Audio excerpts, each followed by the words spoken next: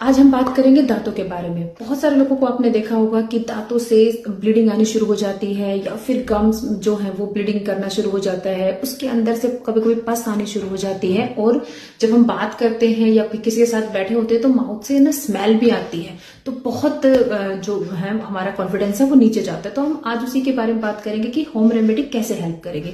तो उसके लिए सबसे पहले आपने क्या करना है, अपनी बॉडी की हीट को रिड्यूस करना है। तो उसके लिए सबसे इंपॉर्टेंट है एक एलोपैथिक चूर्ण है, मिलता है मार्केट में, बहुत आसानी से मिल जाएगा।